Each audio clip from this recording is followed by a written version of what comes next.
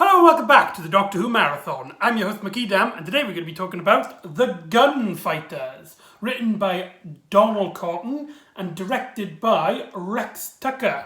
Now Rex Tucker is surprisingly a big part in the creation of Doctor Who. He was originally set to be the producer of Doctor Who before Sidney Newman decided that Verity Lambert would be the producer, so he was kind of like the babysitter of the show before Verity Lambert came in, and he was also helped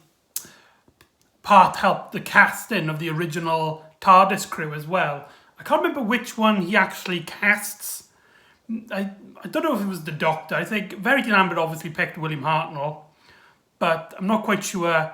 Maybe he picked Karen Ford or Jacqueline Hill. I can't remember. You have to do your research on that one. But yeah, so this is Rex Tucker's only directorial story, and apparently he absolutely hated it. This story has a bit of a reputation for being one of the worst. And yeah, I know, we've had a few stories recently in this marathon where I've said that these stories are considered some of the worst. But this one, oh man, for a while in these rankings, I can't remember where the sources are. I don't know if they're Doctor Who magazines or something, but according to the wiki anyway, this story was always considered like the bottom last for a while until some of the stories of the 80s, like the Colin Baker and the Sylvester McCoy era came out. For a while, this was considered the worst Doctor Who story. It also has one of the lowest rated viewing figures of the show, which just cemented Inaloy's opinion that they should phase out the pure historicals at this point. Though there are pure historicals still left in the show at this point, it was this story that basically told the production crew, right, we should stop making these because nobody really likes them. And yet again, it's a story that I have to kind of defend because though this story is considered really bad, not only do I like it, which, like I've said with the other ones, I kind of liked as well. I can see where people had problems with them, but I did like them. But I absolutely love The Gunfighters. It's funny! Come on! It's absolutely hilarious. It's probably, in my opinion, it's probably the funniest Doctor Who story of the classic era. Yeah, from the 60s all the way to 1989. In my opinion, it is the funniest classic Who story, maybe for better or for worse. Though I do think it has some tonal problems. Like one moment it treats itself like a slapstick comedy, and then one moment it takes itself like a serious western. But I don't think it's as bad as people make it out to be. It does have a lot of great humour in it, especially the cliffhanger to part one. But let us delve into the story. Now, the story takes the TARDIS crew to the old Wild West by the OK Corral, where the pure historical element is to deal with the Battle of the OK Corral, which, here's a fun fact in historical, the Battle of the OK Corral didn't actually happen at the OK Corral. It was actually set like a few blocks back away, so that's pretty funny. But I digress. The important thing to note here is that in the last story, the Doctor ate like a sweet, and it kind of hurt his tooth, and he has a massive toothache. So mostly in part one, it's just literally William Hartnell as this cosmic being, the Doctor, walking around just moping to himself that he's got a pain in his tooth. Come on, that's hilarious. Come on. You just see William Hartnell just moping around on set doing that and stuff. And there's a great scene where he goes to the dentist. Now, when he goes to the dentist, he meets Doc Holliday, actual historical figure who got mixed up with... Doc Holliday is a historical figure. He was at the Battle of the OK Corral, and he got mixed up with the Clanton family, and this is how the whole fight had ensued. And I personally found him absolutely hilarious. The guy who plays him,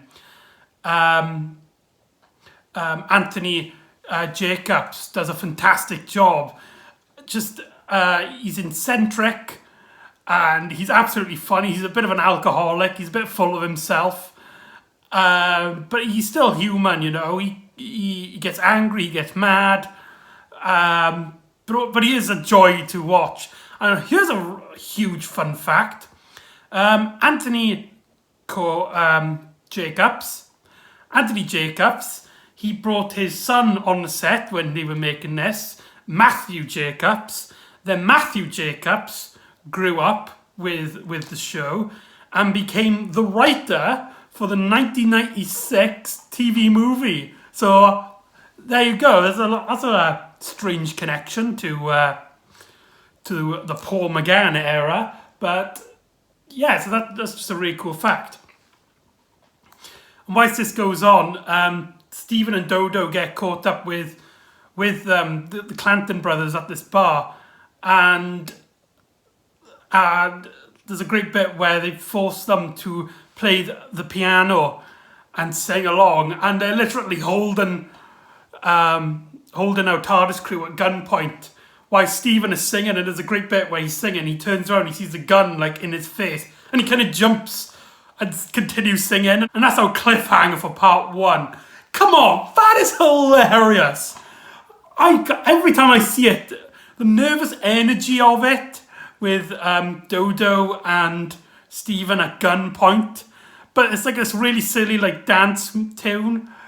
I just can't stop laughing. But it does bring up a point with the story: the music, which a lot of people don't like. Yeah, throughout the story, there's little segments where this song plays with lyrics, kind of detailing what's actually happening on screen. What's it called? The Last Chance Lagoon, something like that. And this song plays throughout the story, and it's constantly, like every 2 minutes this song starts playing. And yeah, it is kind of irritating, but if you get used to it, it's not that bad, honestly. I actually really enjoy the song, especially when episode 2 kicks in. This woman who is Doc Holliday's girlfriend, she starts singing the song, and it's really jolly and happy. And then the doctor kind of walks in, and the Clanton brothers mistake the doctor for Doc Holliday, as they know that he's like an old man, and obviously Doc Holliday is the mix-up. And the bit when the doctor realises, when they say that they're the Clanton brothers, William Hartnell basically owns the comedy when he's like, the Clanton brothers. Oh dear, I mean, how do you do? Just the quick jolt of it in his performance is just fantastic. And yeah, why is this one of the most hated stories? It's absolutely hilarious. Come on, it's not that bad-ish. I can see why people don't like it, but it's not that bad. Come on. So anarchy ensues as the doctor gets taken by the sheriff into his custody, and he makes the Clanton brothers believe that he's Doc Holliday, and they try and break him out so they can kill him and stuff, and they take Stephen prisoner. And then we get, I forgot to mention the bartender as well. For some reason, this bartender character it's like literally he's just like a background character with a few scenes in the bar. And Charlie is a very small role, and the guy like overacts it as he gives this character very nervous, like stutter, and he's like kind of in the background, and he keeps to himself as all the anarchy ensues. But for some reason, he really sticks out in my memory. I don't know, and it just makes me chuckle. Especially when Stephen and Dodo come in. Before they come in, the Clanton brothers are kind of like shooting the place. And so Charlie hides behind the bar. And then Stephen kind of hits the bell. And when they're looking, with their arms in the bar, looking behind them. Charlie kind of just like pops out from the bottom of the bar. Come on, it's absolutely hilarious. It's not that bad, guys. Come on. Whilst the anarchy ensues with the Doctor in the prison, famed gunslinger Johnny Ringo actually gets caught up on this, trying to look for Doc Holliday. Now, here is another big issue with the story, and yeah, it is a big issue. The rewriting of history. The story doesn't do a very good job at keeping to the historical evidence. I mean, there's nothing really genuinely wrong with that.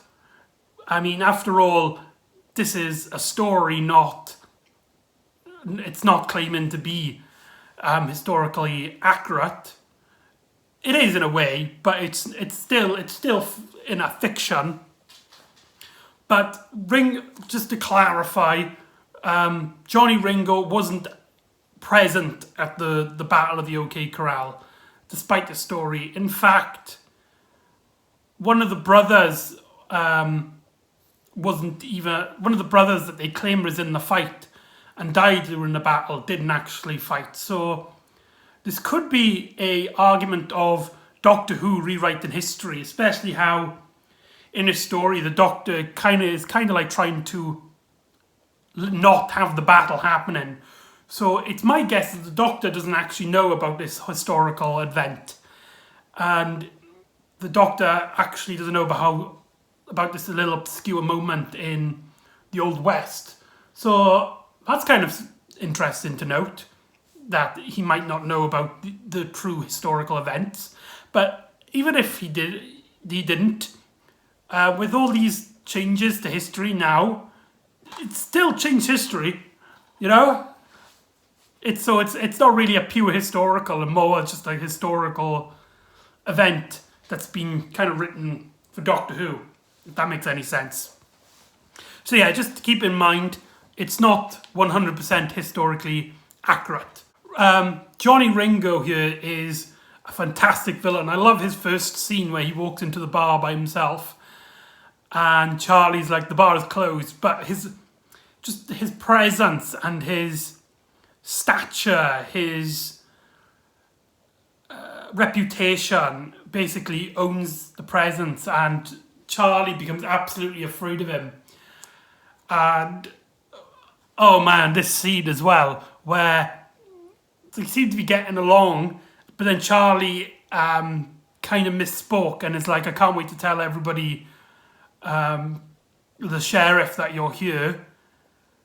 And then Ringo kind of gets nervous with him, and Charlie's like, oh, no, I won't tell anyone, I promise. And he's like, don't worry, you won't. He goes, hey, Charlie. Charlie looks up and he shoots him.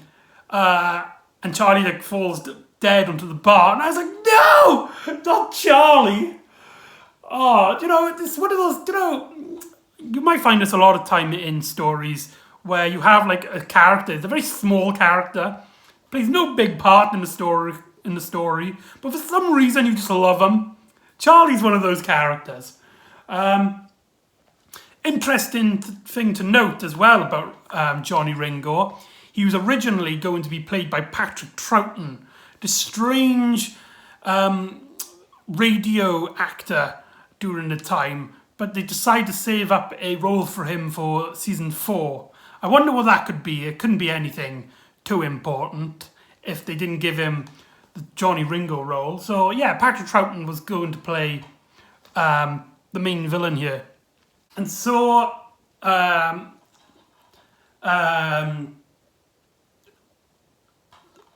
this whole thing that, and they discover that the Doctor isn't Doc Holliday, and Doc Holliday's kind of ran away, but he took Dodo with him, as Dodo saw him with his gun earlier, so she knows that he was Doc Holliday all along. And the relationship between Dodo, Doc Holliday, and his girlfriend, them three scenes are like the Three Scrooges. There's a brilliant scene where, because Doc Holliday, he kind of likes the fighting and the gunslinging, but his girlfriend basically wants him to stop that, and he is he does actually try to straighten up and be professional. But Dodo wants to go back to, obviously, to the Doctor and Stephen, and so she holds him at gunpoint. And there's a great bit where Doc Holliday is kind of like helping her, kind of way to tempt him to take her back. And there's a great bit. It's like she said she's going to shoot for his arm, and he's like, at this moment you're going to shoot for my head if you aim it like that. And then she moves. It's like, yeah, that's fine. And then he agrees, and then he tells his girlfriend that, right, I got to take the girl back now because she held me at gunpoint, and it's the first time I've been defeated. So I thought that was a really cool and funny scene. Yeah, it kind of does. It does play like a comedy for most of the story. If you see it as a comedy, it is a blast. It's a hell of a blast. I absolutely enjoyed this. And so, with the sheriff and his family and the Clanton brothers, a sort of like a civil war happens as the Clanton brothers, one of the Clanton brothers gets imprisoned by the sheriff, but they hear that Charlie's dead, so they go out. He goes out and leaves his brother in charge. And whilst this is happening, whilst they go and see about Charlie's body, the other Clanton brothers break the other one free and shoot the sheriff's brother dead. And so that brings the Civil War, the OK Corral into effect. And Doc Holliday comes back into it, and he basically is like, I'm going to fight for a friend. And so we get the epic OK Corral Battle. Now, an important thing to note is that Rex Tucker actually wanted his name removed on the final episode because he had a disagreement with Inner Lloyd about the editing on the battle scene. And I like it for the most part, but there are some very odd choices. Like at the start of it, you see them all shooting, and yet the sheriff and his mate just still slowly walk as if like nothing's happening, and then they move out the way. So that bit's very strange. And whilst this is going on, Johnny Ringo plans to go up behind them because the sheriff doesn't know that. They don't know that the sheriff knows that Johnny Ringo is part of their crew, and so he goes up behind them and was planning to shoot them all in the back.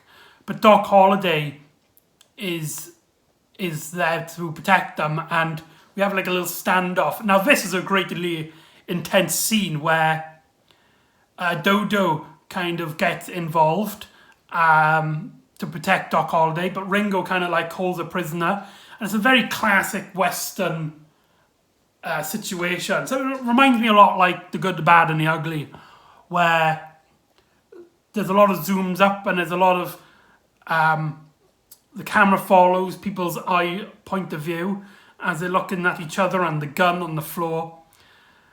And there's a great bit where, because it's been established throughout the story that Doc Holliday has like a little gun that he keeps secret. So he throws his gun out, his main gun down to protect Dodo, showing that, yeah, he is, though throughout the story he has been a bit of a bastard, keeping a prisoner and stuff, but he is a man of his word and of heart. And when Dodo gets free, Doc Holliday gets his little gun out and shoots Johnny Ringo dead.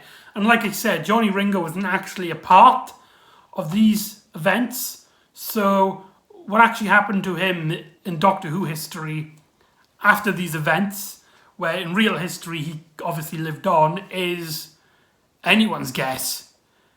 Unless Johnny Ringo died before the Battle of the OK Corral. I'm not quite sure. But yeah, and then it's just a slaughter down as the sheriff basically and Doc Holliday just shoot down all of the Clanton brothers, and they're all dead. And it's really brutal. There's a great bit where one of them tries to run upstairs and they just keep shooting him. until he falls off the balcony, and it's just, yeah, it's actually a very well put together fight, except for that one moment I mentioned where at the start of it. But yeah, very greatly intense. And then the Doctor and crew then leave the TARDIS on good terms with Doc Holliday and his girlfriend. So that's the Gunfighters. It's one of those, usually in this context I go, all right, I can understand why this story is hated, and I can see why people might have issues with this story. But one of the worst stories of the 60s, man, it's not even like the worst of season 3. This story is brilliant. It's absolutely hilarious. I can't count how many times I've watched this. I personally found it absolutely hilarious. I couldn't stop laughing, which is kind of surprising because Donald Cotton, as you already know, wrote The Mythmakers, and I absolutely hated that story. Well, I say hated. It didn't tick with me. But this one really, whilst The Mythmakers might seem like something with a subject matter that I do like, but written in a way that wasn't for me, here it's the opposite, where I'm not really interested in the Wild West, apart from a few historical inaccuracies that I find. For example, did you know the Wild West was actually not that heavy with guns and had actually great morals for women? In fact, is it Texas, where the main Wild West happened? They actually refused to join the rest of America when they decided that women shouldn't be allowed to vote. So there's an interesting fact for you. Wild West isn't that wild after all. Though the reason why women were so powerful in the Wild West was because most of them were prostitutes. So it's give or take. But yeah, it's on a subject matter that I wouldn't have been interested in if it wasn't for the fact that this story is written absolutely hilariously. I love the characters, the side characters. I like our TARDIS team, and the Doctor gets some of the most funniest moments, especially when he's in the dentist, and you can see him panicking as there's no, like, it's old fashioned, so they have no anesthetic and stuff. And there's a brilliant shot where Doc Holliday asks the Doctor to open his mouth. William Hartnell's just like, I can see why probably William Hartnell may have hated this story. I have no idea if he did, but man, I couldn't stop laughing all the way through. I highly recommend it. It's funny. It's just keep in note that that one song plays throughout the story, and if you don't like it, it will drive you nuts. But I actually really like it. So there you go. So join me next time where we say goodbye to one of our companions. Oh no, bye-bye. In The Savages, I believe. Yeah, The Savages. So see you next time on the Doctor Who Marathon.